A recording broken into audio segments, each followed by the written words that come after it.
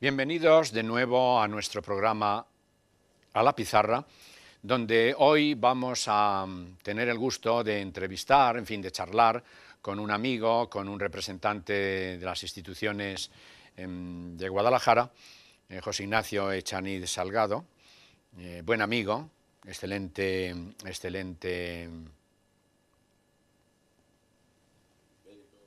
médico, político, todo, ¿no? ¿Por dónde vas a dar? Médico, político y sobre todo alumno, ¿te acuerdas? En aquellos años, desde hace yo creo que 18, 20 años, por ahí, ¿no? Quitando alguno, dando alguno y tal, ¿no?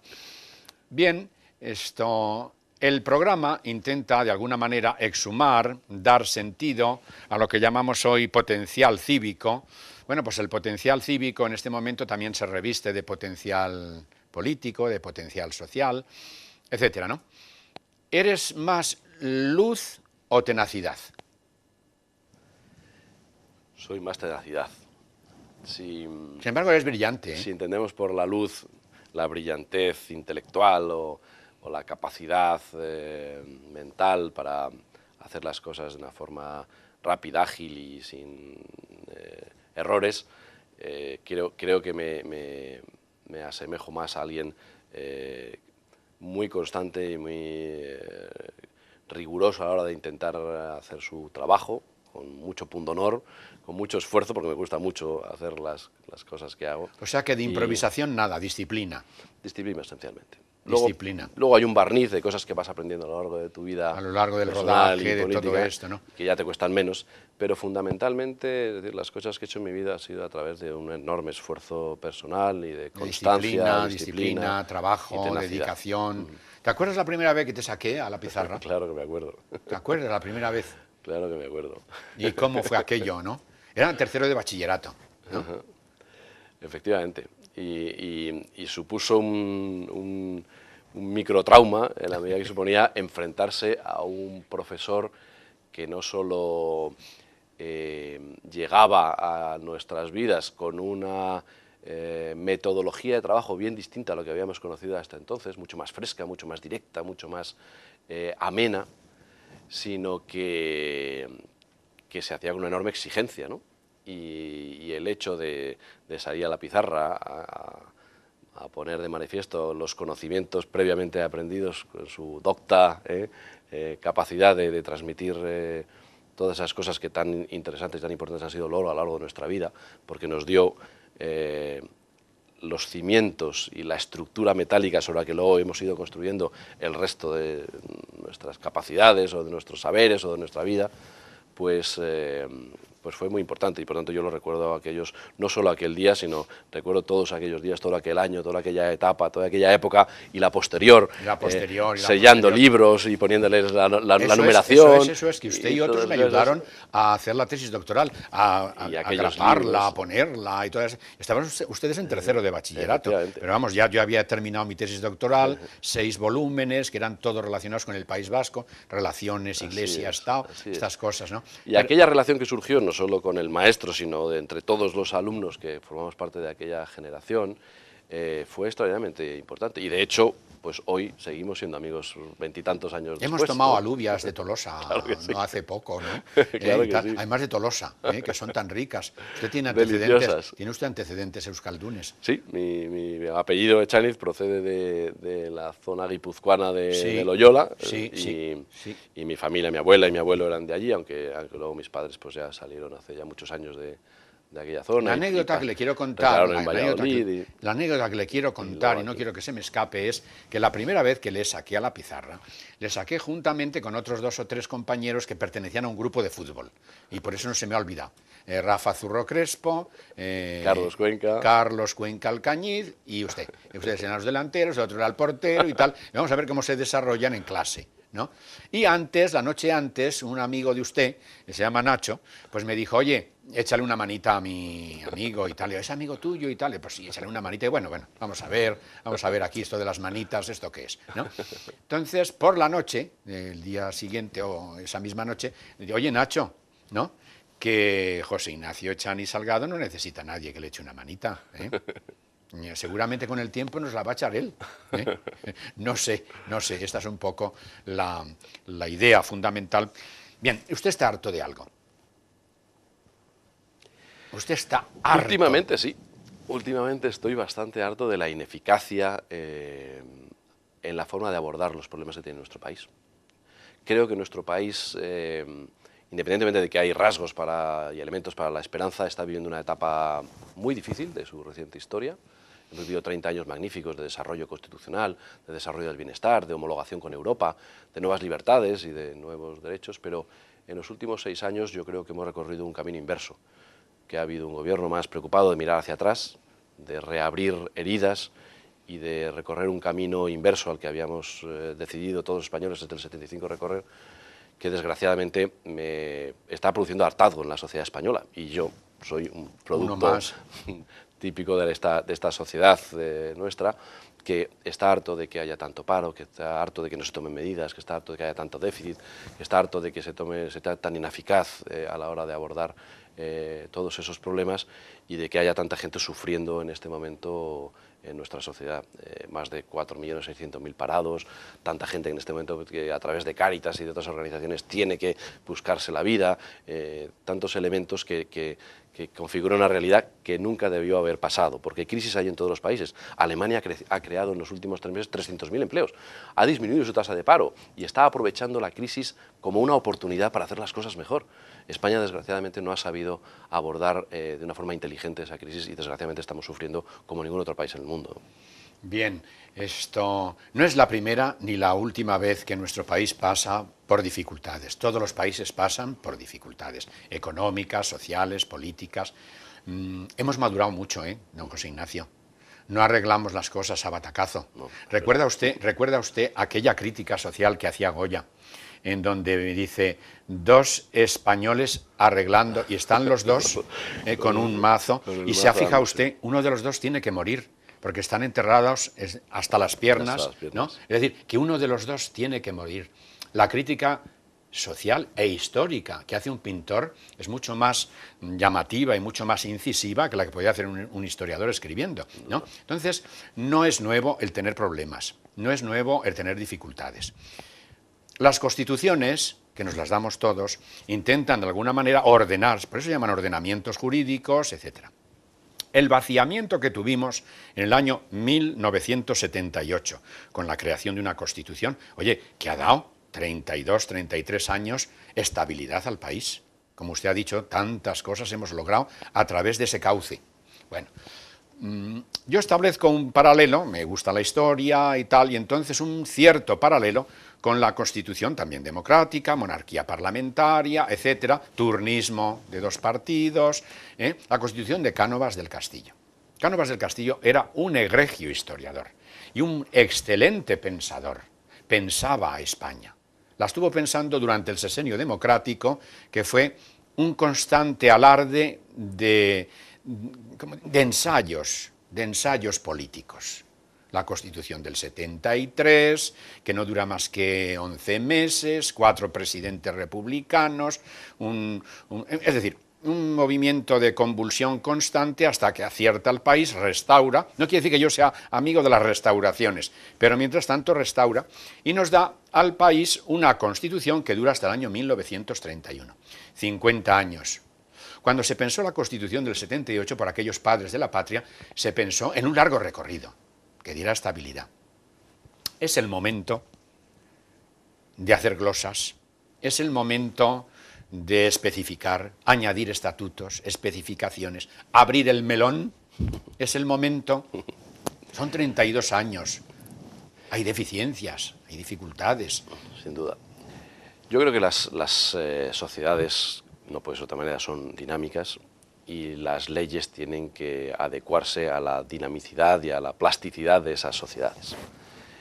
Cada una de esas constituciones a las que has hecho referencia, evidentemente, dibujan un panorama que desde el punto de vista histórico reflejaba perfectamente la situación de ese momento, ¿no? La del año 78 en nuestro país también lo hizo, es decir, fue el intento de muchas generaciones de españoles que habían vivido de espaldas probablemente, de retomar una convivencia pacífica y de abordar el futuro de sus destinos de una forma consensuada, tranquila, pausada y pensando en el futuro y en el desarrollo de los hijos y de los nietos, ¿no? Y esas dos Españas que habían vivido enfrentadas hasta el año 78 se dieron la mano y renunciaron a sus principios de máximos, esta expresión que se utilizará tanto, ¿no? Y unos y otros dijeron, aparcamos nuestros radicalismos de uno y de otro lado para intentar los puntos que confluyen en el centro y que forman parte de nuestra forma de entender la vida, ¿eh? Sí. Y que siempre hay, eso lo aprendimos también en el colegio, los conjuntos, ¿no? Y hay una intersección donde dos conjuntos cercanos producen una intersección de elementos que forman parte de los dos conjuntos. Fíjate, Iñaki, que desde el punto de vista de historiador, ¿no?, hasta los propios historiadores que han ido surgiendo y creciendo y desarrollándose a lo largo de estos 30 años en las distintas universidades nuestras han propiciado una tercera vía de hacer historia. Aquello de las dos Españas, desde el punto de vista hasta de historiadores, los unos y los otros. Pues no, señor, hay una tercera vía, hay una cuarta de formación de historiadores, ¿no?, de interpretación de la historia, porque esto va a ser bueno y esto va a ser malo, ¿no? Entonces, qué pena desde mi punto de vista que todo esto, que ha sido una cuestión pautada, una cuestión de dejaciones de unos y de otros, para promocionar terceras, cuartas vías, ¿no?, parece que ahora se diluye, parece, ¿eh? No soy yo, usted está más en el ajo, está en el Parlamento, ¿no? Bueno, quizá en la deriva legislativa de lo que ha ocurrido en los últimos años, ¿no? Ese espíritu de consenso, ese espíritu consuetudinario de los años 75 a 78 y después el primer gobierno UCD, ese espíritu extraordinariamente positivo en nuestro país que limó muchas asperezas y que cerró y curó muchas heridas, fue decididamente impulsado por los gobiernos de UCD, por el de Adolfo Suárez, por el de Leopoldo Calvo Sotelo. Fuimos capaces de reponernos a lo que pudo haber sido un golpe de Estado dramático. También Felipe González. Estoy en el 81, estoy en el 81. Es que soy yo de esa generación, ¿eh? Y yo me identifico mucho con ellos. Y Leopoldo, Alfonso Guerra y tal, que son mi edad, ¿no? Estaba intentando hacer un periplo hasta la situación actual. Entonces, Adolfo Suárez y Leopoldo Calvo Sotelo, superamos un dramático intento de perder nuestras libertades democráticas en el año 81, el 23 de febrero, y después los distintos gobiernos de Felipe González desde el año 1982 hasta el año 1996, donde José María Aznar toma las riendas del país, hasta el año 2004. Y hasta ese momento la homogeneidad a la hora de abordar esas cuestiones de una forma consensuada había sido prácticamente el hilo conductor de toda la actividad política. Sin embargo, en el año 2004 pasa una cosa, pasan muchas cosas, no solo pasa el 11M. Pasa que asume la responsabilidad de gobierno una persona de un carácter, desde el punto de vista político, mucho más radical, quizá peor conocedor de la historia y por eso vuelve a cometer errores que forman parte de nuestra historia de los últimos siglos, y lejos de arrimar su hombro a continuar en una senda de diálogo, de consenso, de llegar a acuerdos entre los principales partidos que conforman la ideología en nuestro país, pues empieza a combatir a uno de ellos. E intenta sacarle de la carretera y empieza a revisar la historia y empieza a buscar no lo que nos une, sino lo que nos separa. Por primera vez en 20 y tantos años. Y eso ha sido lo que ha ocurrido en los últimos 6 años. Lo que yo he percibido desde la Cámara Baja, desde el Congreso de los Diputados, que cada legislación que se aprobaba era un intento más de decir, tú eres bueno, yo soy malo, tú puedes, tú no puedes. Es decir, otra vez abrir la brecha que separó históricamente en muchos momentos de nuestra vida a los españoles. Iñaki, Lincoln dijo que a Dios le gustaba mucho la gente corriente y que por eso hizo tanta. ¿Usted cree que la gente corriente puede gobernar un país? Pues la gente corriente gobierna un país en la medida en que la democracia le permite ejercer su derecho al voto y, por tanto, cambiar gobiernos. Y es una forma de gobernar a través de la representatividad política. Entonces, la gente corriente vota y la gente corriente tiene que saber lo que pasa en su país y tiene que ser consciente de que hay distintas formas de hacer las cosas. Y tiene que optar por cuál es la que en cada momento histórico es la mejor para el O sea, país. que gobernar un país, sí. Gobernar un país, sí, Y a través de personas interpuestas en un régimen democrático, a través de la representación política, y lo que sí se pide es que las personas que tienen esa responsabilidad, esa altísima responsabilidad de representar a sus ciudadanos, pues tengan no solo un buen conocimiento histórico, sino una buena fe y capacidades para poner en marcha políticas que mejoren esa situación vital, ¿no? Entonces, Iñaki, quien es capaz de gobernar un país es capaz de gobernar un municipio. ¿Usted se imagina a Rajoy, alcalde de Guadalajara o alcalde de Madrid? ¿Usted se imagina a Zapatero, alcalde de Toledo, alcalde de Sevilla? Es que ser alcalde no es lo mismo que presidente de gobierno. Probablemente, pero también ha habido muchos políticos que han llegado a responsabilidades nacionales después de haber tenido responsabilidades de carácter local o provincial. No voy a hacer una alusión al propio rey Carlos III, ¿no? que en su ímpetu modernizador pues incluso mejoró la ciudad de Madrid de una forma extraordinariamente importante, y hoy gozamos de muchos de sus elementos arquitectónicos y de patrimonio, ¿no? Y gracias a él le puedo yo llamar a usted doctor, que usted es médico. Por una pragmática sanción, me lo dijeron el otro día, por una pragmática sanción, aunque no sea más que un licenciado en medicina, tiene el título de doctor honrosamente dado y concedido por Carlos III. Carlos III. Bueno, señor doctor, 180, 190 días tienen nuestros muchachos de las enseñanzas medias, las enseñanzas primarias, dedicados a su holganza, a su ocio, a su tiempo libre. El Estado no ha cubierto eso. Las comunidades autónomas no lo han cubierto. Sí, bienestar. Le voy a contar una anécdota al hilo. El otro día me siento yo en el Retiro, a las 11 de la mañana. Me siento, me pongo ¡Qué suerte! ¡Qué suerte! ¡Qué efectivamente, suerte! es que soy pensionista. Es que soy pensionista. Lo primero que se me ocurre. Es que soy pensionista. Hay muchos viejetes por allí. Me senté, estaba leyendo un libro. Me pongo los suplementos y parece, como tengo un bastón, pues parece que estoy medio ciego. Parece, parece. Bueno, entonces estoy sentado, estoy leyendo y pasan dos chicos. Una chica de unos 14, 15 años, 11 de la mañana, y un muchacho de unos 12, 13. Bueno, me preguntan la hora. Esto es una anécdota que se puede elevar a categoría. Me preguntan la hora. Señor, ¿me puede usted decir la hora? Pues voy yo a mirar la hora, y mientras miro la hora llevaban un globo, ¿no?, lleno de agua. Y entonces hay una raja en el globo y me llenan de agua toda la cara y todo esto, ¿no? Yo miré, me vino un pronto, usted se puede imaginar, de verme con 70 años, con lo que yo he sido, vilipendiado. Y con el bastón cerca. Y con bastón cerca, pero me dije, ¿saco el bastón? ¿Saco el bastón? Tengo todas las de perder. Son 14, 15 años, son 12, 13, son rumanos, no tengo ninguna, ¿no? Pero me dije, todos los niños necesitan la escolaridad. ¿Qué hacen estas criaturas por aquí? Seguramente no tienen familia, o la tienen, pero vaya usted a saber. Cultura cero. Situación cero. Comerán hoy. Fingen ser sordomudos y allí a la altura de Alcalá te hacen la firma y todo esto. Es decir, 180, 190 días al año. Se legisla mucho la enseñanza tutelada, la enseñanza tal, y en su rectorado, digamos, de la sanidad en Madrid, pues usted tuvo un acierto, a mí me parece considerable.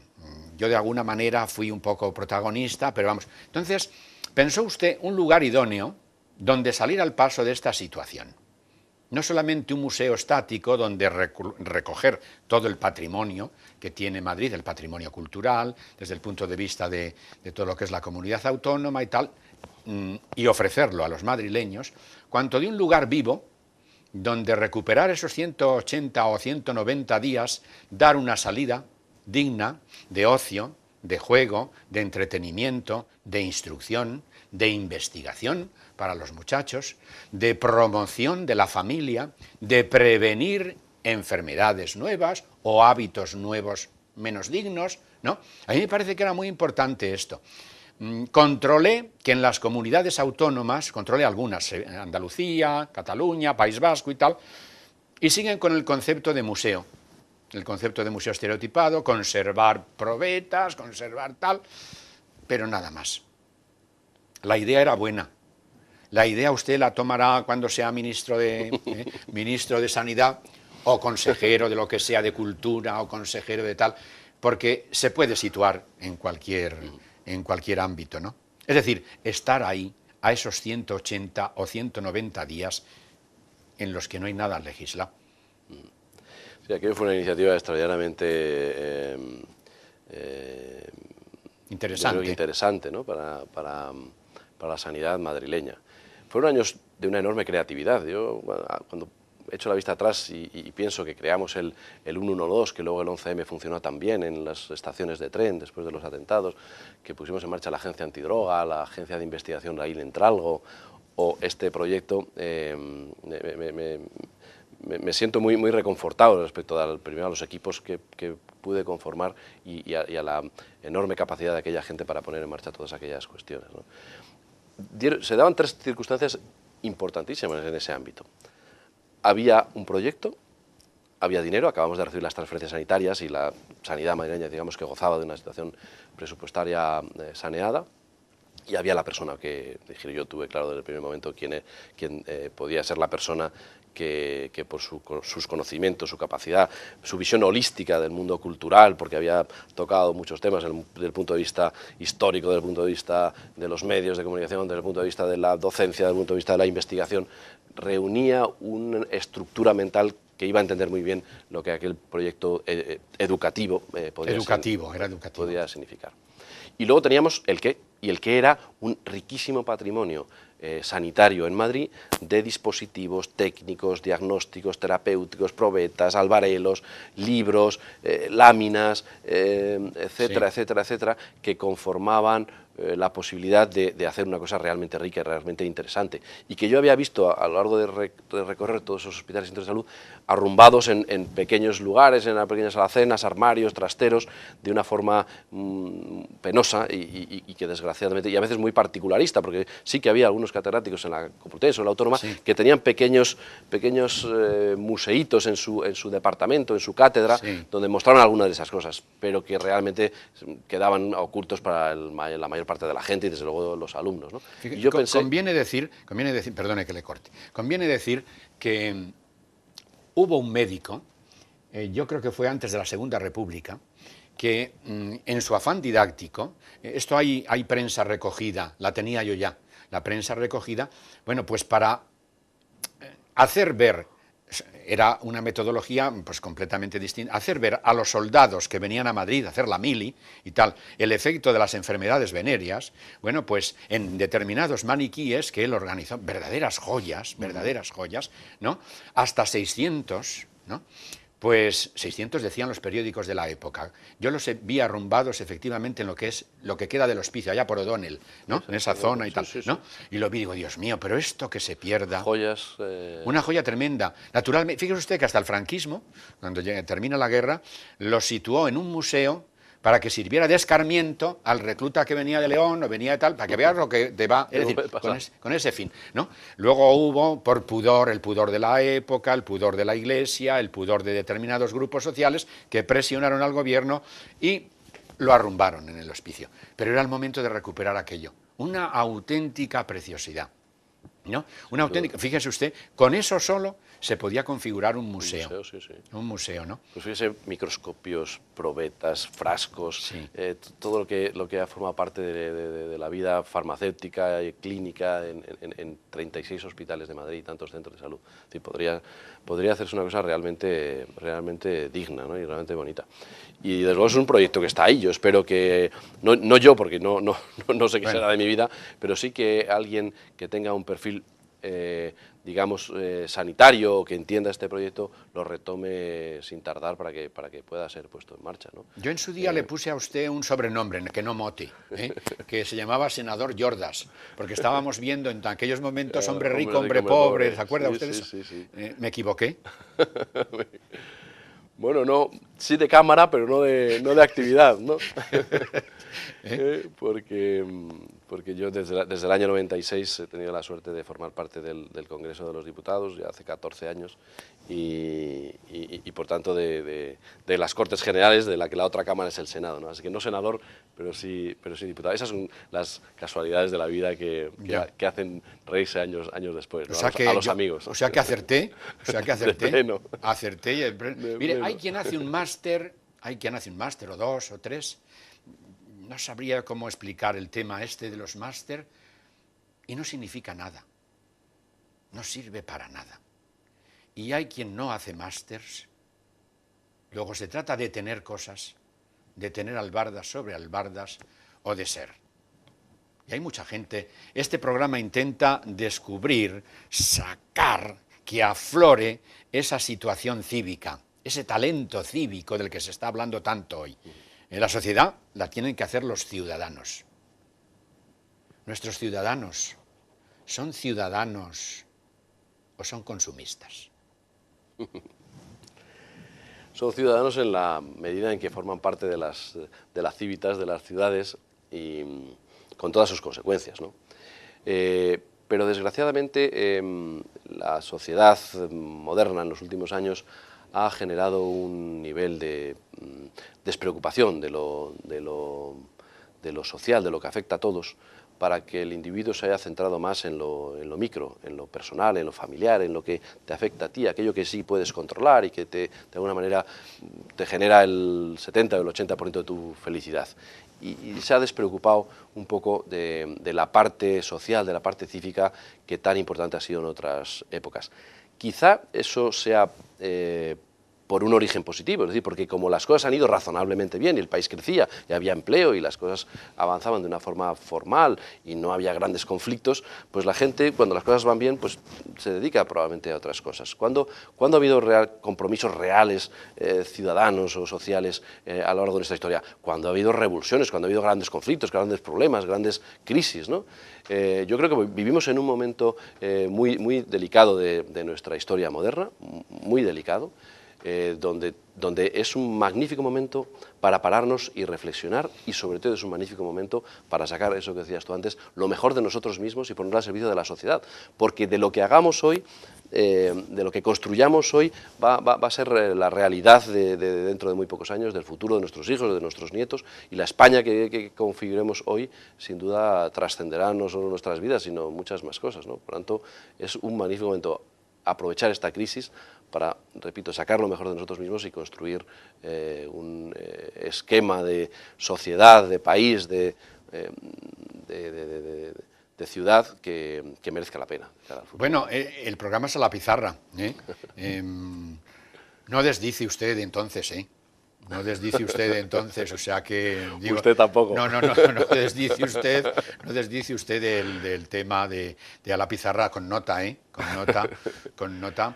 Bueno, pues ya cerramos el programa por esta ocasión, y no quiere decir que no tengamos otras entrevistas en otros momentos. Le deseamos lo mejor en su andadura política, se lo seguimos deseando de corazón, ¿eh? Que es usted un animal político, no se olvide delante de estas cámaras, jamás usted abandone. Usted adelante siempre. Adelante. Aurrerá Betí, dicen los vascos, y dicen todos, Betí, Betí, Betí, siempre, ¿no? Mis buenos televidentes, nuestro programa se despide hoy. Despedimos a don José Ignacio Echani Salgado, representante de esta provincia, ilustre representante de nuestra provincia. Nos sentimos orgullosos de usted y hasta otra ocasión, mis buenos amigos. Muchas gracias.